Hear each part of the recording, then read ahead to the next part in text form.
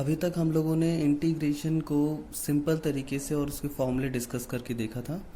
अब हम कुछ टेक्निक्स के बारे में बात करेंगे।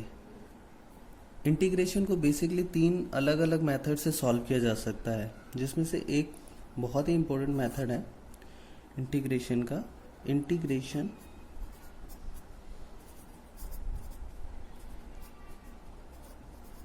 Bye substitution.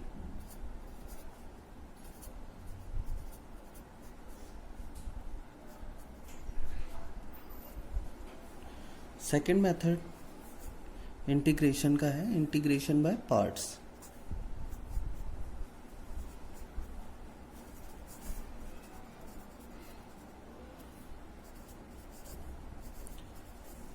और थर्ड मेथड है इसका जो हम बेसिकली यूज करेंगे, इंटीग्रेशन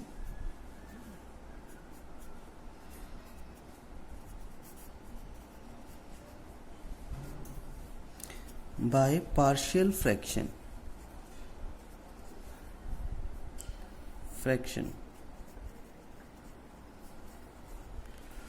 तो सिंपली इंटीग्रेशन को इन 3 मेथड से सॉल्व किया जाता है। आज की इस वीडियो में हम इंटीग्रेशन बाय सब्स्टिट्यूशन डिस्कस करने जा रहे हैं।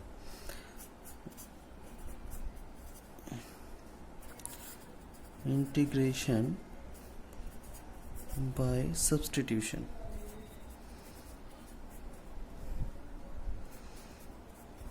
तो इंटीग्रेशन बाय सब्स्टिट्यूशन के अंदर हमें किस तरीके से सॉल्व करना है, किस तरीके से हमें इंटीग्रेशन का यूज़ करना है। तो ऐसे सम्स को सॉल्व करने के लिए हम कुछ एग्जांपल्स के साथ कोशिश करते हैं इनको डील करने की। फॉर एग्जांपल सपोज अगर आपके पास कोई इंटीग्रेशन है like 2x + 3 whole square into में dx। अगर आपके पास ये एक फंक्शन गिवन है और आपको इसका इंटीग्रेशन फाइंड करना है, तो इस कंडीशन में हम एक मेथड तो ये बनता है कि हम उसका होल स्क्वायर ओपन करें और होल स्क्वायर ओपन करने के बाद डायरेक्ट इंटीग्रेशन कर दें। दूसरा मेथड जो हम यूज़ करेंगे वो है सब्स्टिट्यूशन। सपोज हम इसमें ना एक फंक्शन को, उस फंक्शन को लेट करेंगे जिसका डिफ्रेंसिएशन हमें गिवन हो। तो हम देखते हैं कि अगर हम 2x + 3 पूरे को ही लेट कर लेते हैं, मान के चलिए इसको t लेट करते हैं और इसको डिफ्रेंशिएट करते हैं विद रिस्पेक्ट टू x, तो हमें मिलता है 2x में 2 और 3 का 0 इज इक्वल टू t का dt ओवर dx। dx को अगर हम इधर भेजते हैं तो हो जाएगा 2dx is equal to dt। अब इस स्टेप में भी डायरेक्ट ये लिख सकते थे 2dx is equal to dt। So dx will be dt upon में 2। ऐसा इसलिए किया क्योंकि जब हम इंटीग्रेशन में लेट करते हैं, एज्यूम करते हैं किसी भी चीज़ को, तो हमें साथ के साथ उसके ऑपरेटर यानी कि dx को भी चेंज करना होता है। चलिए इस वैल्यू को आप पुट करते हैं तो क्या मिलता है हमें, i is equal to integration of, क्योंकि हमने इस पूरे फंक्शन को t लेट किया था, सो it will B t square और dx की वैल्यू हमारे पास dt अपॉन 2 आई थी, सो it will be dt upon 2।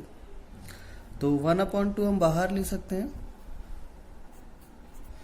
और t स्क्वायर का इंटीग्रेशन हम किस तरीके से करेंगे, t की power 2 + 1 upon 2 + 1, so it will be 1/2 t⁻³ upon 3। यहाँ पर प्लस c भी लगाना है। अब हम लास्ट में क्या करेंगे कि जो t की वैल्यू हमने लेट की थी वो वैल्यू हम इसके अंदर पुट कर देंगे। तो फाइनल आंसर हमारे पास आ जाएगा 1/3 × 6 और t की वैल्यू जो हमने लेट की थी, एज्यूम की थी, वो थी 2x + 3 whole cube plus c। तो ये हमें इंटीग्रेशन मिल गया। चलिए एक और एग्जांपल देखते हैं इंटीग्रेशन बाय पार्ट्स का।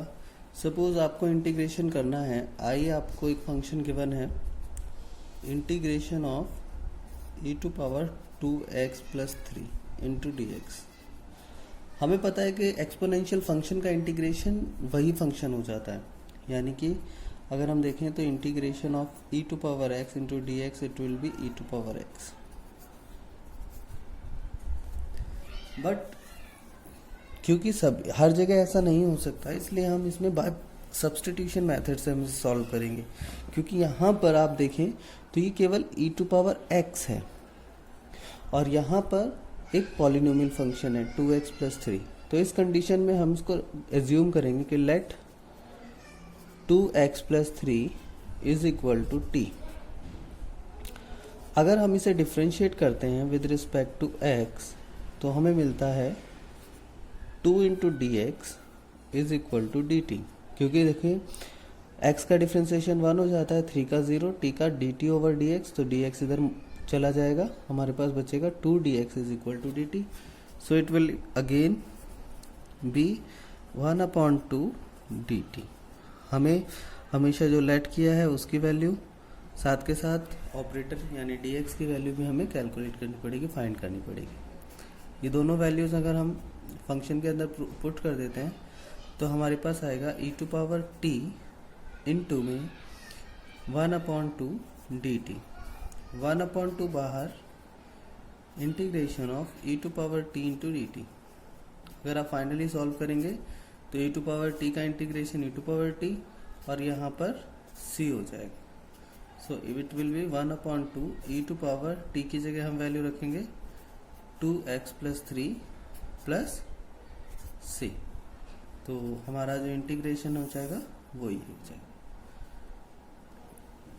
इसके साथ मैं एक और एग्जांपल लेकर आपको समझाने की कोशिश करता हूँ कि और किस तरीके से सॉल्व कर सकते हैं। सपोज अब ये थोड़ा सा और शॉर्टकट लेंगे इसमें।